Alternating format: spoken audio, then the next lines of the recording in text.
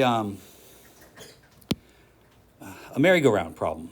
So imagine a merry-go-round in a park. There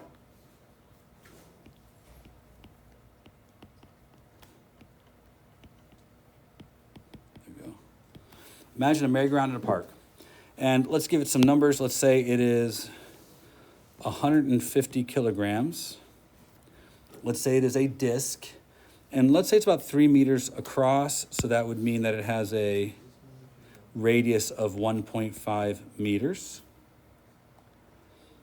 Now, let's say that 4 children take up positions at the edge of our merry-go-round. And let's say each child is 60 kilograms and again is at the edge of the merry-go-round. All right? Everybody understand how I'm setting this up? Before we go any further, to make sure that we're all playing together and playing nice, find the moment of inertia of this system. I'll pick on one of you because I need to increase your level of concern. Does everybody understand what I am asking? I have a disc of 150 kilograms, radius of 1.5 meters, where 4 children are standing, each at the edge, 60 kilograms, and there are 4 of them on the edge of this disc. Find the moment of inertia of this system. Maddie, what'd you get? I got 438. 438. Who says 438? Got a few yeses, but I have a few no's. So I have a feeling we're missing something. So let's start with the moment of inertia of the disc. Did you do that first? Yes. So 1/2 m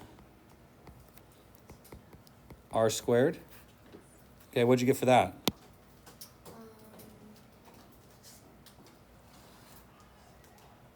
168. 168? I think that's about right. That would be kilograms meters squared. There's probably some change in there, like maybe 0.25. So there's also the kids, right?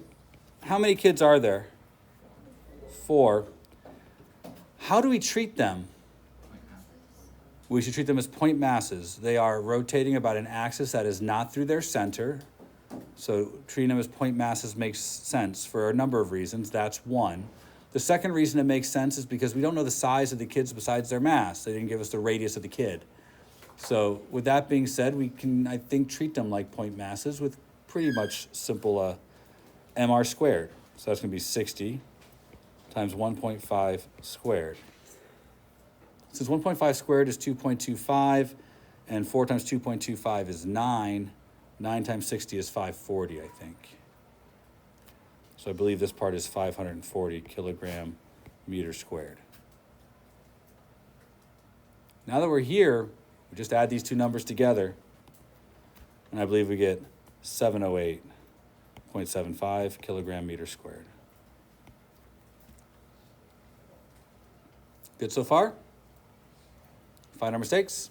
It's about half of you had your hands up, so I want to make sure that we all have whatever that mistake was, we've got it ironed out.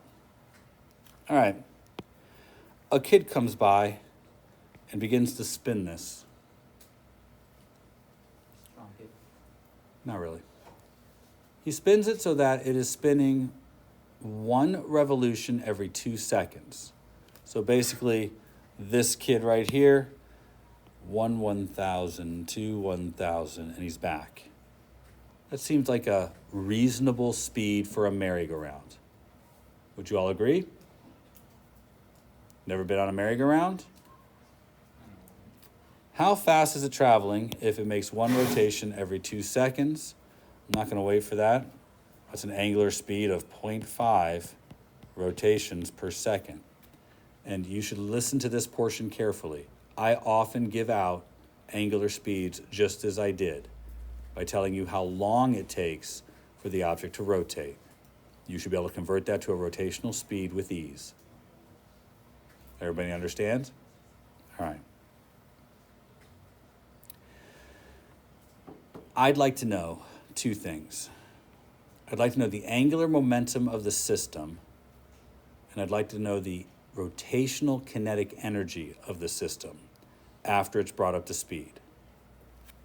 So I'm asking for the angular momentum of the system and the rotational kinetic energy of the system.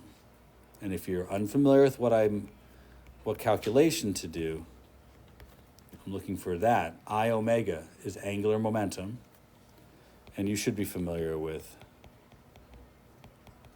how to get, rotational kinetic energy.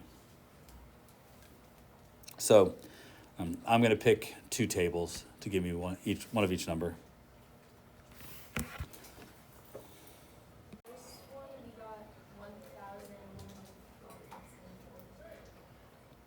we got 1,000. I'm sorry, I couldn't hear you. 1,112.74.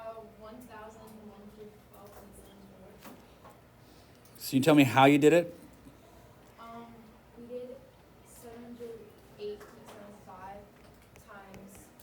So we did 0.5 times pi to get 1.57 and multiplied that by 708.75. Okay, so it actually would be 0.5 times 2 pi Okay.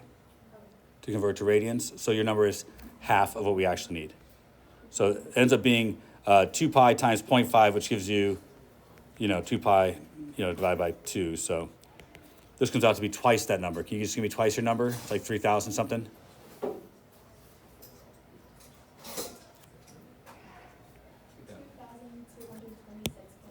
2,226.6. 2,226, okay. 0.6 you said? And the units are kilograms, meters squared per second. Really kind of weird units. We good? Hey, Zoe, can you give me the other value? 3,490. One more time? 3,490.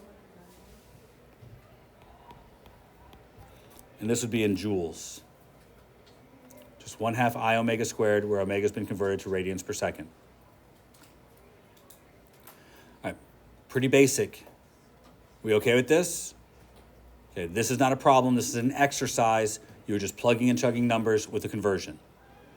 To take it from here to a problem, I would like you to tell me what the new speed and energy is when the kids all walk to the center.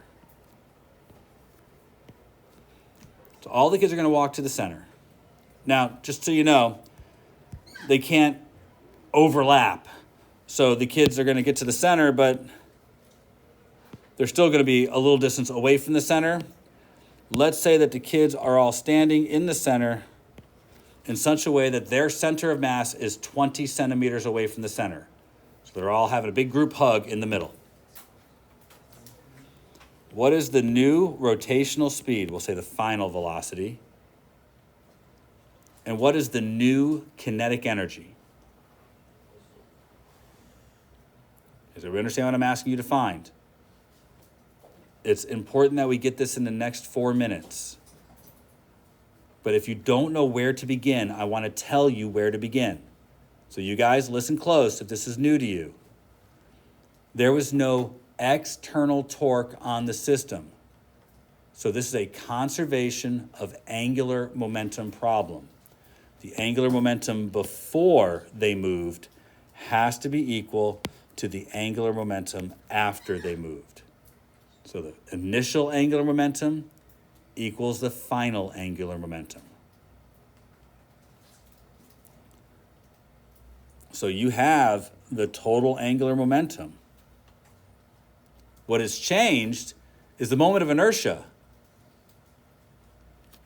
So if you want to consider that we had an initial angular momentum and a final angular momentum, we know that those are the same, but the initial and final moment of inertia and velocity aren't the same as the initial and final version of the moment of inertia and velocity. The moment of inertia is getting smaller, so the angular velocity's got to get bigger. You've got this side. It's time to figure out this side. I'll give you a minute, but you need to find both the new moment of inertia and then apply it to get the answer.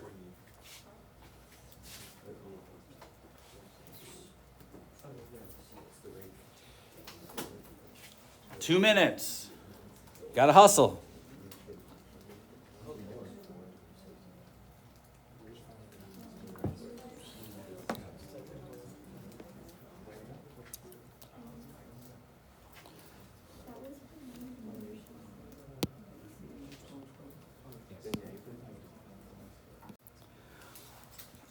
right, we can't wait much longer. So, Jake, what do we get for the new moment of inertia? I have 178. It's not much different than just the disc by itself.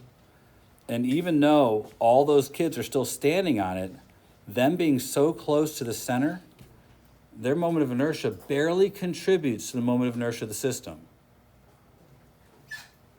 Me pulling those books in made a dramatic difference.